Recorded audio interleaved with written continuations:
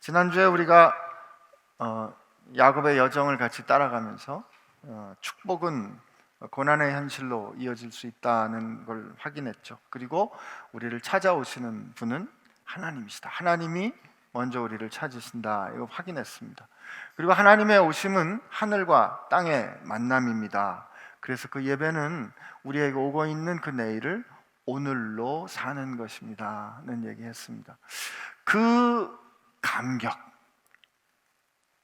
그 영광, 그죠? 베델에서 하나님을 야곱이 만났을 때 나는 여호와라, 나는 여호와니라고 그에게 나타나신 그 하나님을 만난다는 것의 의미가 무엇일까? 첫째, 나는 여호와니 너희 조부 아브라함의 하나님이요 이삭의 하나님이다 라는 이 말씀은 할아버지, 아버지의 신앙이 이제 야곱의 신앙이 되는, 그 할아버지의 하나님이 아버지의 하나님이 되시고 이제 내 하나님이 되신다는 것을 깨닫는 게 되죠, 그죠? 그게 첫 번째입니다. 어쩌면 우리가 모태신앙에서 저같이 태어난 사람들, 아버지, 어머니의 신앙이 여러 가지로 도움이 되고 은혜가 되지만 결국은 필경은 언젠가는 나의 하나님으로 고백해야 하는 은혜가 기다리고 있는 거죠. 그건 은혜가 기다리고 있는 거예요. 그래서 그 하나님이 함께 오셨는데 그 하나님이 이삭을 통하여 야곱에게 들려주셨던, 그렇죠? 야곱이 여러 번 반복해서 확인했던 그 하나님의 축복을 확인해 주십니다. 내 아브라함에게 주었던, 약속했던 그 복을 내가 너에게 주겠다. 아버지로부터 들었어요. 아버지로부터 그가 그렇게 사모해서 훔치다시피 해서 그 축복을 받았는데 이제 그 축복을 가능하게 하시는 분이 오셔서 확증해 주신 거죠. 그가 그렇게 갈망했는데 방법은 약간 수상했어요. 그죠? 방법적으로는 좀 수상했다고요. 이게 제가 굉장히 점잖게 표현한 건데 아버지를 속이고 그가 그 복을 사모해서 가진 것처럼 형에게 팥죽 한 그릇을 가지고 장자권을 사려는, 원래 이거는 이루어질 수 있는 거래가 아니에요. 물론 이 거래를 통해서 에서가 자기에게 주신 하나님의 그 놀라운 영광을 가볍게 여겼다는 건 증명이 되지만 야곱이 그걸 샀다고 해서 살 수 있는 게 아니라고요. 야곱이 아버지를 속여서 어머니와 공모해서 축복 기도를 받았다고 해서 그게 야곱의 축복이 되는 게 아니에요. 어디에서 결정난다? 하나님께서 오케이 하셔야 결정이 되는 거거든요. 그런데 야곱은 그가 혼자 됐을 때, 아무것도 없은 그 상황에서, 그 이름 없는 곳에서 하나님을 만나고 자기에게 들려주시는 언약의 축복을 확증합니다. 그리고 하나님께 내가 너와 함께하고 내가 너를 지키며 결국 내가 너를 돌아오게 할 것이다. 얼마나 감격스러우세요? 여러분에게 지금 물어봤어요. 만약에 여러분이 야곱이라면 얼마나 좋겠어요, 그죠? 여기가 좋사오니 그냥 거기 머물러 살고 싶지 않을까 하는 생각이 들기도 해요. 그가 돌베개 삼았던 그 돌을 세우고 하나님 앞에 단을 쌓고 이곳이 하나님의 집이로다, 그가 베델이라고 부르면서 주여 여기가 좋사오니 라고 여기서 살고 싶은 생각이 들 수도 있는데 오늘 말씀 들어보니까 그렇지 않죠, 그죠? 오늘 그 원래 원어 성공에는 이렇게 돼 있어요. 들었다 야곱이 그의 발을, 이렇게. 오늘 야곱이 길을 떠나라고 돼 있는데 그게 어떻게 되냐면 들었다 야곱이 그의 발을. 하나님을 만난 이후에 그가 첫 발자국을 뗐다는 거죠.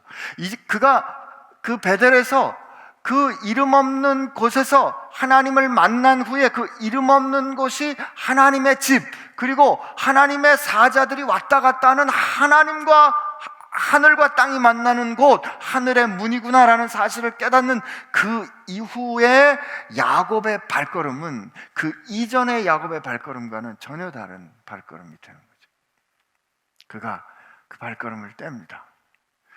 여러분, 다시 한번 이 야곱이 베델에서 하나님을 만난 상황을 잘 기억하셔야 돼요. 이때 이 상황을 우리가 요약하면 언약적 상황이라 그래요. 나는 여호와다라고 하나님이 서명해 주신 거예요. 누구하고? 야곱과 하나님과의 관계를 언약해 주셨다고요. 그 언약, 일단 서명이 된, 하나님께서 인증하신, 당신의 이름으로 인정하셨기 때문에 그 이후에 선포되는 하나님의 모든 말씀은 법적인 효력을 가져요. 그 디크리와 같아요. 왕이 선언해 주시는 하나님이 그에게 해주시는 그 모든 말씀은 절대로 땅에 떨어지지 않는 뭐가 된다? 현실이 되는 거예요. 여러분, 이 말씀이 곧 현실이다. 그렇기 때문에 히브리 말로 이 드바르, 다바르라고 하는 그 말은 말이 되기도 하고 사실이 되기도 해요. 그래서 하나님께서 그 언약 가운데 있는 사람들에게 주시는 하나님의 말씀은 현실이 되는 겁니다. 여러분과 제게 주신 하나님의 말씀이 현실이기 때문에 믿음의 사람들은 하나님께서 오늘 우리에게 주신 그 말씀이 오늘 내가 살아가는 현실과 다르면 항상 그 사람들은 뭘 부정해요? 오늘 내가 사는 이 현실을 향해서 아니야! 이건 극복되어야 돼. 무엇으로? 말씀으로 라고 삽니다. 이게 언약 가운데 언약적인 상황에 사는 사람들의 고백이에요. 근데 오늘 이 말씀, 오늘 우리가 이제 29장부터 쭉 가는 이 말씀은 야곱이 이제 그 하란 땅에 가서 장가들어 그가 이제 12아들을 낳고 다시 집으로 돌아오는 그 이야기가 쭉 펼쳐지는 거예요. 시작입니다. 또 오늘 이 이야기를 읽으면서 우리는 첫째로 야곱이 누구인가를 배울 수 있어요. 오늘 하나님 말씀을 이렇게 쭉 이렇게 우리 읽었기 때문에 다시 읽지는 않으려고 그래요. 다시 읽지는 않으려고 그러는데 제가 표시를 좀 새로 해봤는데 중간에 보면 7절에 여러분 읽을 수 있겠어요? 7절 한번 같이 읽어보세요. 시작. 야곱이 이르되 해가 아직 높은즉 가축 모일 때가 아니니 양에게 물을 먹이고 가서 풀을 뜯게 하라. 또 밑에 아래쪽에 우리 10절에 보니까 뭐라고요? 시작.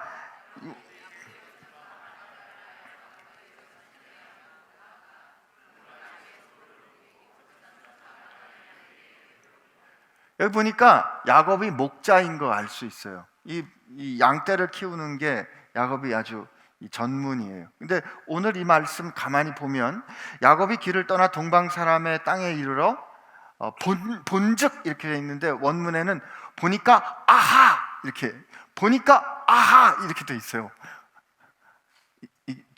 이거 그 성경 말씀을 들려주는 사람이 이렇게 그 긴장을 말해주는 거예요. 보니까 아하. 그럼 뭐가 있냐면 들에 우물이 있다 이거예요. 들에 우물이 있고 그 우물이 있는 곁에 목자들이 양 세 떼와 함께 있어요. 지금 이 얘기를 들을 사람들은 그리고 나중에 쭉 보니까 거기 라헬이 등장하네. 야곱의 부인이 등장하네. 아, 옛날에 이삭의 부인을 맡기 위해서 아브라함의 종이 이 하란 땅에 그 부인 얻으러 갔을 때 그가 처음에 어디를 만나요? 우물을 만나잖아요. 우물을 앞에서 그가 어떻게 했더라 하는 이 상황을 생각나게 해주는 거라고요. 근데 그 우물 곁에 보니까 양떼가 있었고 거기 목자들이 있고 그리고 아무튼 그 사람들하고 이런저런 말을 주고받고 난 다음에 야곱이 그들에게 말합니다. 양떼에 대해서 이렇게 아는 척을 하는 거죠. 그가 그 직업, 그가 잘할 수 있는 일이 뭔지 가르쳐 주는 거예요.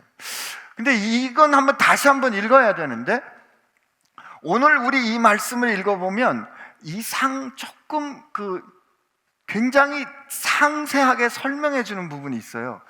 지금 야곱이 자기 부인을 얻는 그 장면이 나오는데 그 장면에서 이 돌 이야기가 나오거든요. 큰 돌 이야기가 나오는데 이걸 왜 이렇게 상세하게 썼는지 제가 여러분들 보시기에 왼쪽 편에 있는 말씀을 읽을 테니까 여러분들은 오른편으로 가 있는 말씀을 한번 읽어보세요. 제 말 알아들으셨죠? 예. 야곱이 길을 떠나 동방 사람의 땅에 이르러 본즉 들에 우물이 있고 그 곁에 양 세 떼가 누워 있으니 이는 목자들이 그 우물에서 양 떼에게 물을 먹입니다.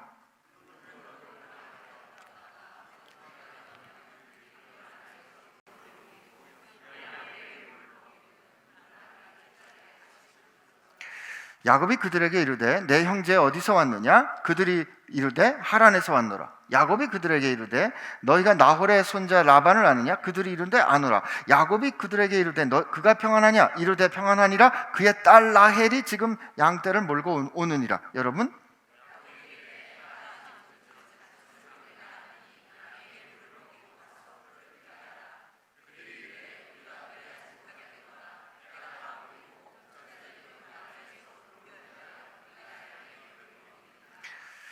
야곱이 그들과 말하는 동안에 라헬이 그의 아버지의 양과 함께 오니 그가 그의 양들을 치고 있었기 때문이더라. 야곱이 그의 외삼촌 라반의 딸 라헬과 그의 외삼촌의 양을 보고 나가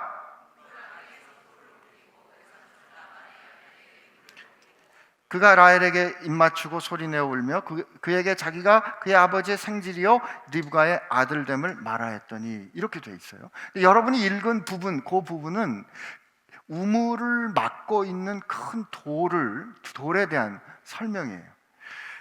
그 당시에 이제 우물 입구에 그렇게 큰 돌로 막아놓는 것은 원치 않게 뭐 짐승들이 거기 빠지거나 사람이 빠지거나 하는 것을 막는 거기도 하고, 또 우물물이 더럽혀지는 것을 막는 거기도 하고, 허락 없이 우물물을 먹는 것을 못하게 하는 것이기도 해요. 이것은 일종의 법적인 장치기도 하고 자연적인 장치기도 해요. 그런데 지금 이 상황에서 그 큰 돌에 대한 이야기를 지금 여러분이 읽은 부분이 이 부분이에요. 굉장히 자세하게 이 부분에 대한 기록이 돼 있는데 이 부분을 빼고 읽으면 말이 안 될까? 여러분 한번 이 부분 빼고 한번 같이 읽어보세요. 시작. 야곱이 길을 떠나 동방 사람의 땅에 이르러 본즉 들에 우물이 있고 그 곁에 양 세 떼가 누워 있으니 이는 목자들이 그 우물에서 양 떼에게 물을 먹입니다. 야곱이 그들에게 이르되 내 형제 어디서 왔느냐? 그들이 이르되 하란에서 왔노라. 야곱이 그들에게 이르되 너희가 나홀의 손자 라반을 아느냐? 그들이 이르되 아노라. 야곱이 그들에게 이르되 그가 평안하냐? 이르되 평안하니라. 그의 딸 라헬이 지금 양을 몰고 오느니라. 야곱이 그들과 말하는 동안에 라헬이 그의 아버지의 양과 함께 오니 그가 그들의 양들을 치고 있었기 때문이더라. 야곱이 그 외삼촌 라반의 딸 라헬과 그의 외삼촌의 양을 보고 나가 그가 라헬에게 입맞추고 소리내어 울며 그에게 자기가 그의 아버지의 생질이요 리브가의 아들됨을 말하였더니, 여러분 이거 빼고 읽었는데 말이 돼요, 안 돼요? 말이 아주 자연스럽게 됩니다. 그런데 왜 이 자연스럽게 이루어지는 이 말 가운데 이 큰 돌에, 우물을 막아놓은 이 큰 돌의 이야기를 이렇게 상세하게 해놨을 것 같아요? 지금 야곱이 그들에게 가서 목자들에게 이 돌 좀 치워, 이 돌 좀 치우고 여기 저 물 좀 먹이세요. 그랬더니 사람들이 다 모여야 우리가 이거 돌을 치울 겁니다, 이렇게 얘기해요. 이게 어떻게 생각하면 두세 사람이 돌릴 만큼 돌이 크다라는 걸 수도 있고, 아니면 우리는 그 돌을 치울 자격이 없습니다라는 말일 수도 있어요. 그런데 이 돌의 이야기는 이 야곱이 라헬을 만나는 거하고 이 이야기가 쭉 진행되는 과정에서 별로 상관이 없거나 오히려 약간 방해가 되는 그런 일처럼 보이는데, 성경은 이 이야기를 굉장히 자세하게 우리에게 들려주는 거죠. 왜 이 우물의 큰 돌의 이야기를 우리에게 들려줄까? 야곱이 건강한 사람이라는 거. 여기 보니까 야곱이 라헬이 달려오는 걸 보고 야곱이 어떻게 했다고요? 자기가 달려가 그 돌을 야곱이 밀어내고 라반의 양떼에게 물을 먹이고, 그리고 라헬에게 달려가 입맞추고 울었다 그랬어요. 여러분, 저는 자기 일을 할 줄 아는 사람인 거를 뭐를 통해서 보여줬어요? 이 큰 돌을 치우는 야곱의 모습을 통해서 우리에게 보여준 거죠. 여러분, 우물을 덮은 큰 돌을 옮길 만큼 야곱은 말이에요, 그가 비록 털은 없어도 힘이 있는 사람이었어요. 아니면 라헬을 만났다는 생각 때문에 체구가 혹시 작을지 몰라도 두세 사람이 해야 되는 그 일을 너끈히 해내는 사람인 것을 그가 보일 수 있었다고요. 우리가 어머니랑 친하고 나는 매끈매끈한 사람이라고 해서 야곱의 기운이 없는 사람이 아니라, 야곱은 돌이 있을 때, 문제가 있을 때 목자로서 그 문제를 해결할 수 있는 능력을 가진 사람이었던 거예요. 우리 인생에 우리가 살아가는 동안에 왜 이렇게 거친 돌이 많을까? 저 우물이 여기 있는데 그 우물을 왜 이 돌이 꽉 막고 있을까 하는 질문이 들 때가 있거든요. 근데 오늘 하나님은 야곱이 그 돌을 너끈히 치울 수 있는 사람이라는 사실을 그 장애를 통하여 우리에게 보여주고 계시잖아요. 그리고 나서 야곱이 라헬에게 입맞추고 울었다 그래요. 여러분, 지금 좀 전에 그렇게 큰 돌을 그냥 그 큰 돌을 이렇게 밀을 때 말이에요, 여러분 한번 상상해 보세요. 지금 야곱이 광야 길을 걸어왔을 거 아니에요? 그 800km쯤 되는 그 길을 혼자 걸어왔을 때니 얼마나 그 옷이 막 흙먼지에 그랬겠어요? 그런데 그가 돌을 아주 힘을 써서 이렇게 밀칠 때 그 근육이 얼마나 불끈불끈 했겠어요? 그리고 나서 라헬을 발견하고 라헬에게 입맞추고 그가 막 이 통곡하는 그의 모습을 한번 여러분 이렇게 그려 보시라는 거죠. 저는 그 모습이 야곱은 갈망하고 깨지고 울고 사랑한 사람이구나 하는 것을 우리에게 보여주고 있다, 여러분하고 그렇게 확인하고 싶어요. 야곱은 하나님의 축복을 갈망했고요, 그래서 도망자가 됐고요, 그리고 그는 라헬을 만나 울고 그를 사랑해 7년을 하루같이 며칠같이 살아낼 줄 아는 사람이었어요.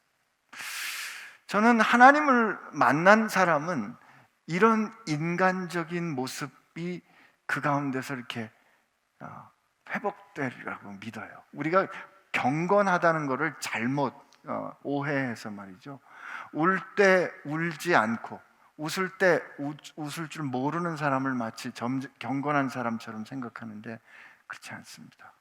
울 때 울 줄 알고 눈물도 있고 웃음도 있고 힘쓸 때 힘쓸 줄 아는 그런 사람 돼야 되는 거죠.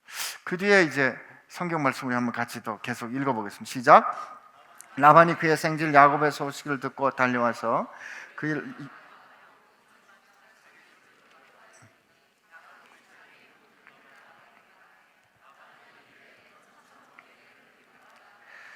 야곱이 한 달을 그와 함께 거주하였더니 라반이 야곱에게 이르되 내가 비록 내 생질이나 어찌 그저 내 일을 하겠느냐, 내 품삯을 어떻게 할지 내게 말하라. 여기까지요. 지금 보니까 라반이 이제 야곱을 데리고 이렇게 환영했어요. 어쩌면 그렇게 생각했을지 모르겠어요. 자기 누이 동생 리브가를 시집 보낼 때, 이 가나안에서 사람이 왔다, 아브라함의 집안이다. 그러면 그때는 어떻게 왔어요? 그때 올 때는 약대 10마리에 막 이 떼로 왔거든요. 여러 사람이 막 굉장하게 왔으니까 또 그렇게 생각했는지도 모르겠어요. 근데 가보니까 혈혈단신이죠. 그러나 그 집안이잖아요. 그래서 너는 내 피부치다 라고 환대했는데 한 달을 살고 보니까 이 친구가 일은 열심히 잘하는 것 같은 거죠. 그죠? 그래서 뭐라고 얘기를 해요? 내가 비록 내 생질이나 어찌 그저 공짜로 일을 하겠느냐, 내가 품삯을 너에게 주겠다는 거죠. 어떻게 생각하면 이 라반의 의도가 뭘까? 야곱의 노동을 정당하게 값을 치러주겠다라는 태도일 수도 있고, 가만히 보니까 나중에 야곱이 떠나면서 라반에게 하는 말이 당신이 나를 10번이나 속였다 그러거든요. 품삯을 10번이나 속여서 내 것을, 정당한 것을 빼앗아갔다 그러는 거 보면 이 라반이 야곱을 자기가 데릴 이 일꾼으로 삼는 게 아닌가 하는 이런 생각이 들기도 해요. 그래서 그 뒤에 잠깐 보면 레아와 라헬을 비교하는데, 어쨌든 야곱은 라헬이 마음에 들었어요. 근데 그 왜, 저도 좀 철렁한 게, 레아는 시력이 약하다 그랬는데 저같이 근실한 뜻은 아니고요. 이 시력이 약하다는 뜻의 이 단어가 좀 분명하지는 않아요. 근데 눈빛이 초롱초롱하다, 뭐 이런, 초롱초롱하지 못하다, 뭐 이런 뜻인 것 같기도 하고요. 나라마다의 미인의 기준이 좀 다르잖아요. 여러분, 이 라헬이 아버지의 양을 씩씩하게 키우는 여자였기 때문에 오늘 우리의 기준으로 아름다운 여자하고 좀 상관이 없을 수도 있다고요. 어쨌든 하여튼 라헬은 총명한 거예요. 근데 라헬을 사랑한 거죠, 그죠? 그래가지고 야곱이 뭐라고 말해요? 라헬을 더 사랑함으로 내가 외삼촌 작은 딸 라헬을 위하여 외삼촌에게 7년을 섬기리라. 이 7년을 섬긴다는 말은 내가 7년을 섬겨서 받을 이 돈을 내가 지참금으로 내겠습니다. 그랬더니 뭐라고요? 그를 내게 주는 것이 타인에게 주는 것보다 내게 더 낫다. 아무리 아버지라도 이렇게 말할 수 있을까 모르겠는데, 어쨌든 이 상황은 라반이, 지금 야곱의 인생에 라반이 함께 한다라는 것을 우리에게 볼 수 있어요. 근데 저는 하나님께서 오늘 여기까지 우리가 앞으로 이제 이 이야기 쭉 읽어가면서 이제 보겠지만 굉장히 흥미진진합니다. 야곱의 이야기는 여러분 꼭 하여튼 두고두고 묵상하실 거리가 돼요. 우리랑 너무 비슷하기 때문에 그래요. 근데 우물을 덮은 큰 돌이 있고, 야곱을 일꾼 삼고 나중에 결국은 10번이나 그를 속여서 이 속일 라반이 그의 삶 가운데 존재하는 것은 우리가 바랄 때는 말이죠, 그런 사람, 그런 상황은 없었으면 좋겠는 거죠. 기왕이면 우물에 그런 장애가 없고 나를 속이고 나를 힘들게 하는 사람이 내 인생에 없었으면 좋겠잖아요. 아니세요? 그렇죠. 그런데 하나님은 그 우물을 덮는 큰 돌을 통해서, 그리고 라반이라는 그를 힘들게 하는 사람을 통해서 야곱이 어떤 사람이고 그가 어떤 인생을 살았는지를 증명해 주십니다. 바꿔 말하면 큰 돌과 라반과 같은 문제는 여러분과 제가 어떤 사람이고 우리가 어떤 인생을 사는지를 보일 수 있는 기회, 이유가 되는 거예요. 우리 하나님께 복을 받고 하나님의 약속을 받고 인생을 살아가는 동안에 우리 앞에 거치는 돌이 없었으면 얼마나 좋겠어요. 우리를 늘 돕는 사람만 있고 우리를 방해하는 사람이 없었으면 얼마나 좋겠어요. 이렇게 되는 상황을 우리는 순적하다고 말하는데, 어쩜 우리 인생은 그 순적한 거하고 상관이 없냐고요.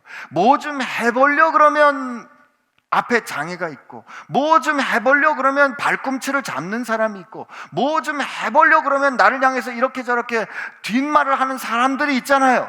그런 상황이 왜 생길까? 하나님은 그 상황을 통해서 내가 그 큰 돌을 치울 수 있는 사람, 내가 나를 그렇게 속이는, 나를 그렇게 어렵게 하는 사람을 마침내 하나님의 뜻으로 극복해내는 사람인 것을 보이는 이유로 삼으신다는 거죠. 우리가 바라지 않아도 할 수 없어요. 하나님이 그렇게 우리를 빚어가시기 때문에 그래요. 그래야 우리가 깨지고, 그래야 우리가 다시 빚어지기 때문에 그래요. 여러분과 저는 백지 상태가 아닙니다. 여러분과 저는 우리 뜻대로 마음대로 만들어져서 소위 malformation, 기형된 상태예요. 그래서 우리가 이 수술할 때요, 뼈가 잘못 붙어 있으면 그 잘못 붙은 뼈를 고치려면 뼈를 첫째 부러뜨려야 됩니다.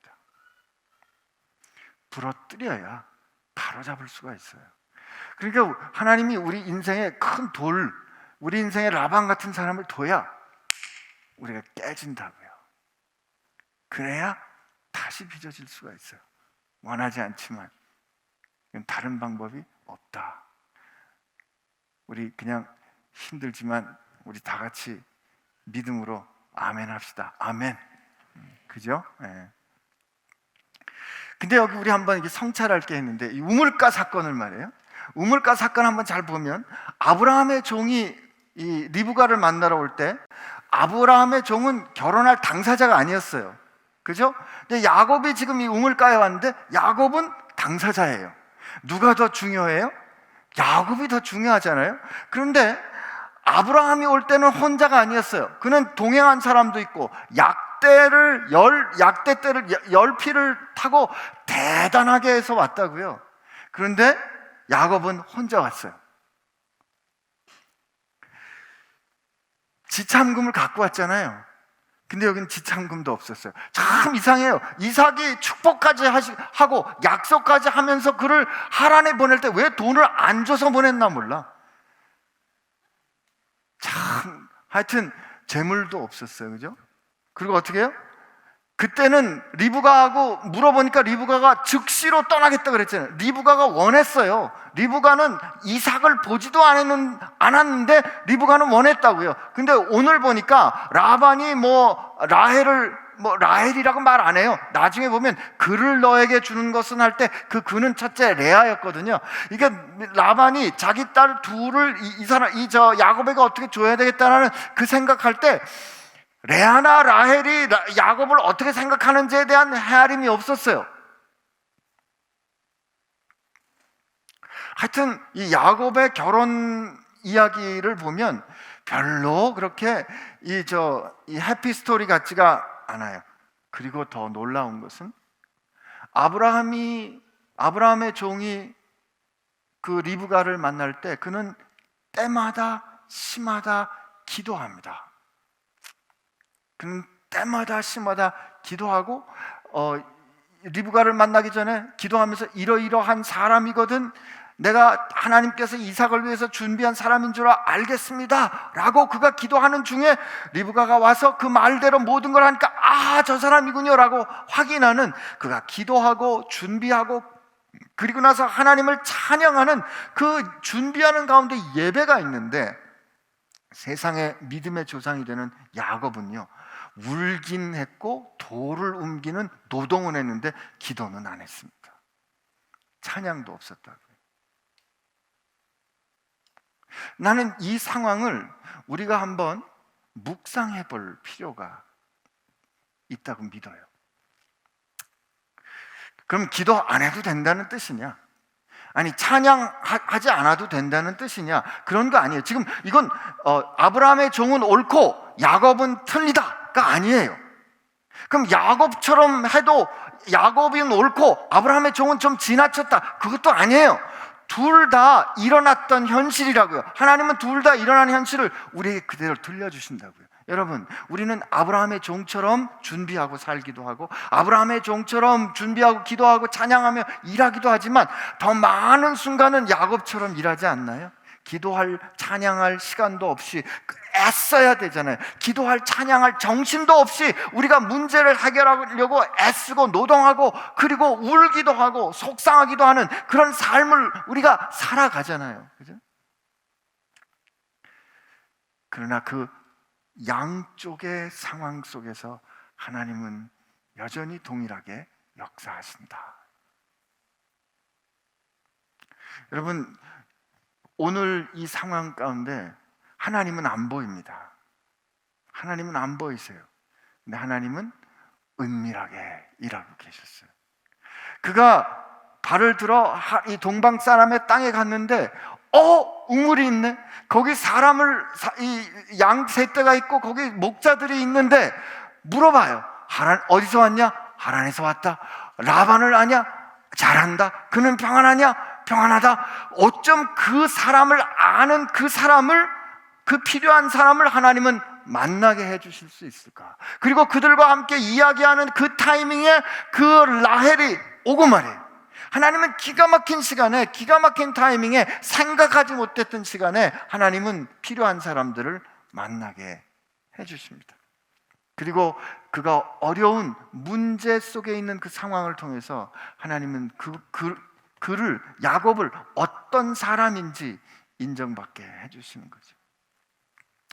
사실 우리가 이런 인생을 살아가는 인생의 모습 가운데 이런 질문이 들긴 해요. 저도 쉽게 간단하게 설명해 드릴 수는 없지만, 우리 인생에 우리가 우리 의지를 가지고 갈망하면서 간절히 소망하면서 막 애쓰는 게 있어요. 그 애쓰는 것과 하나님이 우리를 경륜하시는 하나님의 경륜과 어떻게 만나는 걸까? 이게 어떻게 도대체 이게 역동하는 걸까? 이 신비입니다. 신비예요.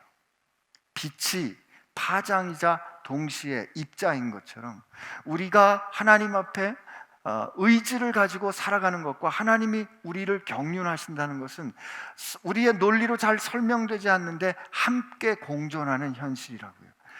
그런데 분명한 사실 한 가지는 우리가 갈망하는 것은 꼭 필요하다는 거죠.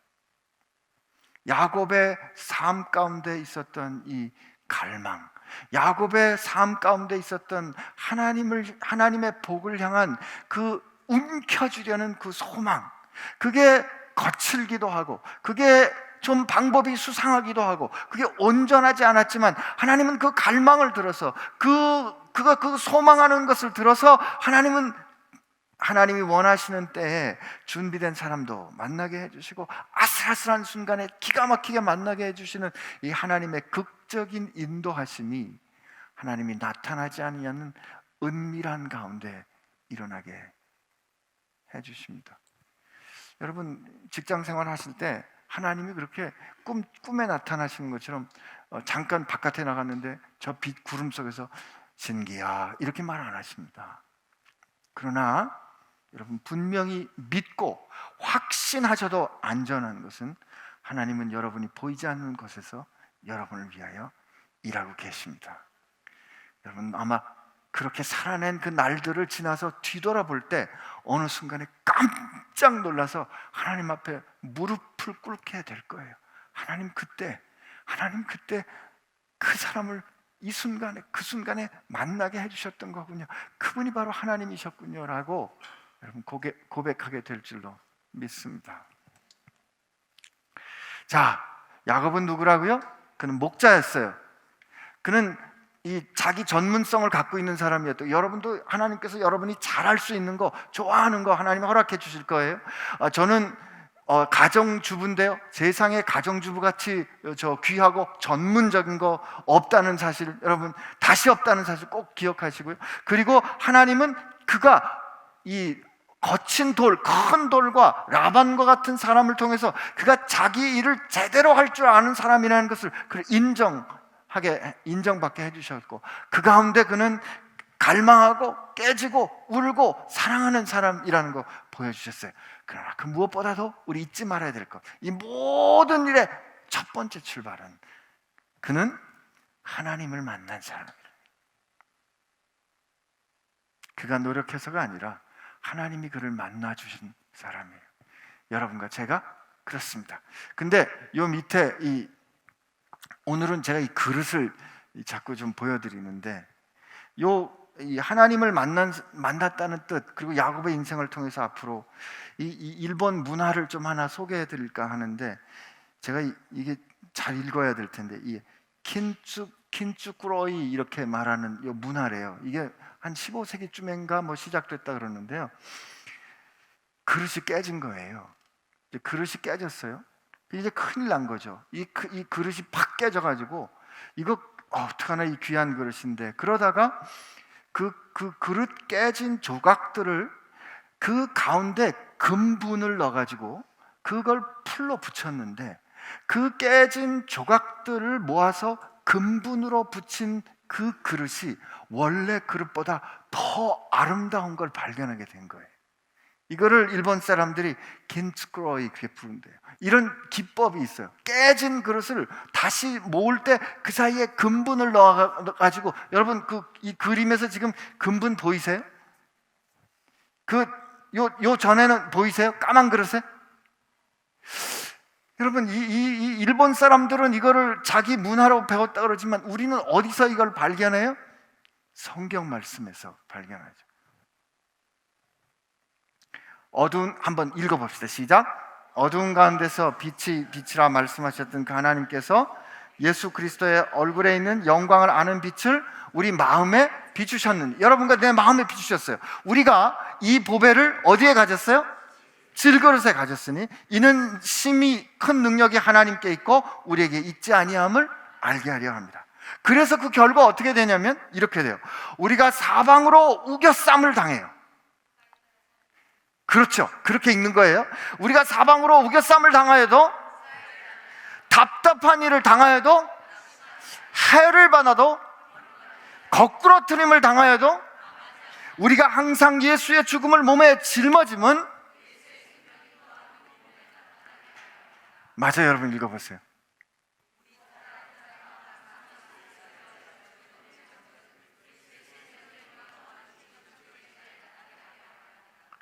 하나님을 만난 사람에게 하나님은 그 예수 그리스도라는 그 보배를, 그 질그릇 같은 우리같이 연약한 그릇에 예수 그리스도라는 보배를 담아두시기로 결정하신 거예요. 우리는 그 결정을 도저히 이해할 수가 없죠. 그러면 그 보배를 잘 담아두셨으면 그릇이 깨지지 않도록 하나님이 우겨쌈을 당하지도 않게 하고, 답답한 일을 당하지도 않게 하고, 해를 받지도 않게 하고, 거꾸로 끄트림을 당하지도 않게 하고, 큰 돌이 우리 인생에 없도록, 큰 돌이 있으면 그릇 부딪히면 깨질 거 아니에요. 우리가 근데 우리를 힘들게 하고 그릇 깨트리는 사람이 없도록 하셔야 될 것 같은데 하나님은 그렇게 하지 않으시는 거죠. 우리로 우겨쌈을 당하게 하고, 해를 받게 하고, 거꾸로뜨림을 당하게 하고, 그럴 때마다 어이쿠야 하고 우리 그릇이 깨진다고요. 어이쿠야 하고 우리가 상처를 받는다고요. 어이쿠야 하고 우리가 뒤로 주저앉는다고요. 그런데 그때 그렇게 깨졌는데, 그때 그렇게 우리가 부서졌는데, 우리가 깨지고 부서지는 그 가운데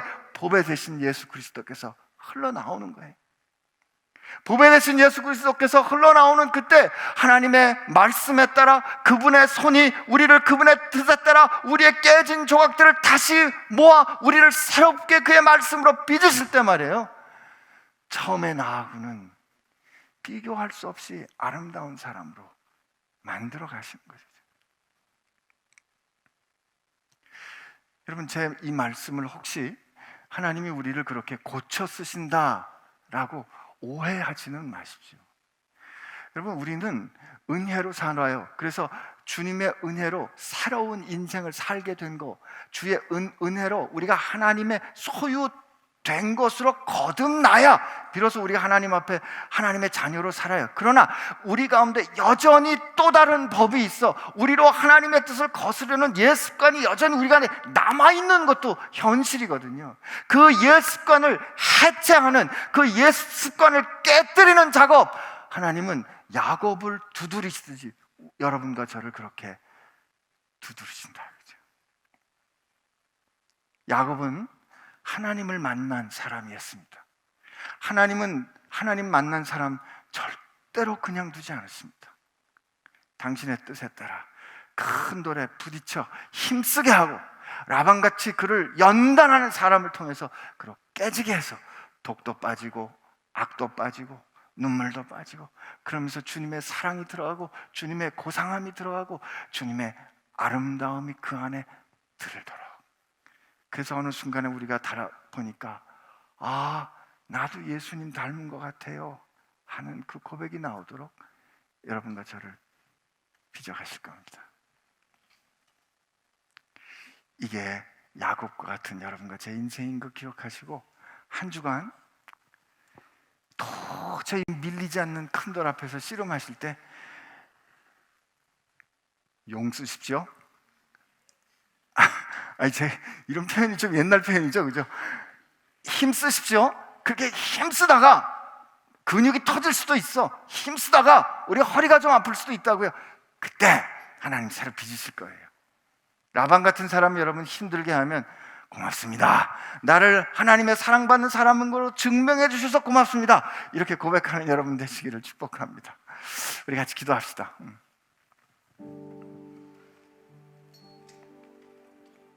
하나님, 우리는 우리가 누구인가를 설명하는 여러 가지 방법이 있습니다.